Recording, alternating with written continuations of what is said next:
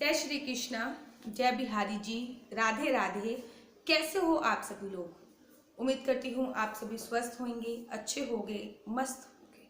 बहुत दिन से मन में एक शंका है और मैं आप लोगों के सामने ये बताना चाहती हूँ कि ये जो शंका है इसका समाधान मैंने वृंदावन के संतों से किया और शास्त्रों में भी इसका अध्ययन किया, तब मन में वो शंका खत्म हो पाई।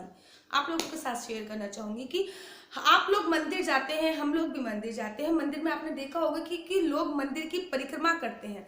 कोई मंदिर की 2 परिक्रमा करता है, कोई 3 परिक्रमा करता है, कोई 4 परिक्रमा करता है। मंदिर की परिक्रमा करते हैं, साथ ही साथ जो भगवान का पीठ होती है, जो भगवान की बैक होती है, वहां पे माथा टेकते हैं, वहां पे चरण स्पर्श करते हैं, वहां पे ढोग लगाते हैं, बहुत सारी चीजें करते हैं। लेकिन आप लोगों को पता है कि मंदिर के पीछे आप परिक्रमा कीजिए, लेकिन मंदिर के पीछे कभी भी प्रणाम नहीं करना चाहिए, कभी भी ढोग नहीं लगाना चाहिए, कभी भी माथा नहीं टेकना चाहिए। क्यों?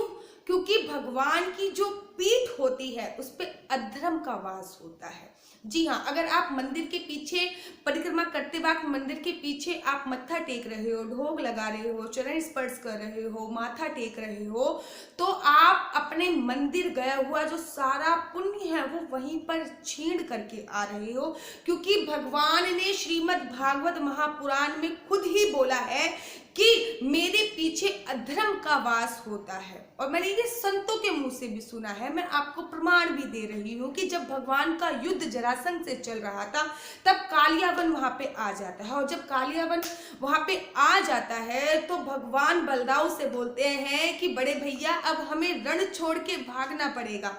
बलदाऊ बोलते हैं कि लाला अगर हमने रण छोड़ के भागे तो हमारा नाम रणछोड़ हो जाएगा। भगवान ने कहा चाहे हमारा नाम कुछ भी हो, इसकी हमें फिक्र नहीं है, लेकिन कालियावन का जो पुण्य है वो इतने ज्यादा है कि जब तक वो मेरी कमर नहीं देखेगा, जब तक वो मेरे को पीछे से नहीं देखेगा, उसके जो पुण्य है वो छीण नहीं होंगे, और जब तक उसके पुण्य छीण नहीं होंगे जो उसकी मृत्यु है वो असंभव है। और जैसे ही भगवान रण छोड़ के भागते हैं, कालियावन पीछे से भगवान को देखता है, कालियावन भगवान के पीछे भागता है और एक गुफा में पहुंच जाता है, क्योंकि उसके पुण्य जो है वो क्षीण हो चुके होते हैं। और आगे की कथा आप लोगों को उचित भली भांति पता है कि कैसे उसकी मृत्यु होती है। मुखचंद के द्वारा कैसे उनकी आंखों से कालियावन की मृत्यु हो जाती है, क्योंकि उसने भगवान की पीठ देख ली थी। भगवान की पीछे से पीठ देखने के बाद जो उसके पुण्य थे वो क्षीण हो गए थे। ठीक इसी प्रकार जब हम मंदिर जाते हैं और मंदिर में हम परिक्रमा कर रहे होते हैं, और परिक्रमा करने के बाद अगर हम पीछे से ढोग लगाते हैं, पीछे से माथा टेकते हैं, तो जो हमारे पुण्य होते हैं मंदिर जाने के वो उसी समय क्षीण हो जाते हैं। मैं ये नहीं कहती आपसे कि आप मंदिर मत जाइए, आप नित्य प्रतिदिन मंदिर जाइए और आप परिक्रमा भी कीजिए। अगर आप इस पर भी एक वीडियो चाहते हैं कि किस देवी देवता की कितनी परिक्रमा करनी चाहिए, जैसे कि शिवलिंग की आधी परिक्रमा करनी चाहिए, माता रानी की 3 परिक्रमा करनी चाहिए, गणेश जी की कितनी परिक्रमा करनी चाहिए, राम जी की कितनी परिक्रमा करनी चाहिए, विष्णु जी की कितनी परिक्रमा करनी चाहिए, अगर आप किसी गुरु जी के मंदिर में जा रहे हैं तो उनकी कितनी परिक्रमा करनी चाहिए, अगर आप इस पर भी वीडियो चाहते हैं तो मुझे कमेंट बॉक्स पे लिख के भेजिए।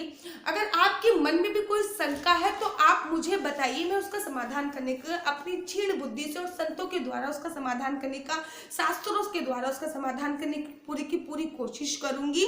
और तब तक के लिए मुझे दीजिए इजाजत। खुश रहिए, मस्त रहिए। हरि बोल।